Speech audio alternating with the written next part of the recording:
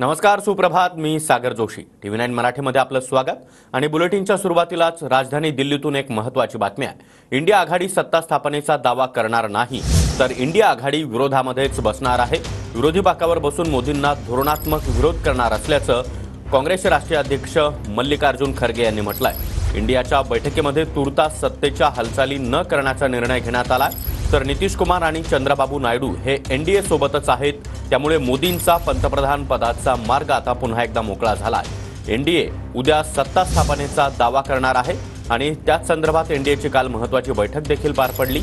आणि यानंतर आता पंतप्रधान नरेंद्र मोदी हे तिसऱ्यांदा पंतप्रधान होणार हे निश्चित मानलं जात आहे. तर इंडिया आघाडी सत्ता स्थापनेचा दावा करणार नाही. एनडीएच्या बहुमत चाचणीच्या दिवशी इंडिया आघाडी संसदेमध्ये जोरदार शक्तीप्रदर्शन करणार. मतदानामध्ये प्रत्यक्ष सहभागी न होता संख्याबळ दाखवण्याचा प्रयत्न केला जाणार. इंडिया आघाडीचं अध्यक्षपद मल्लिकार्जुन खरगे यांच्याकडे दिलं जाणार असल्याची माहिती देखील आता सूत्रांनी दिली आहे.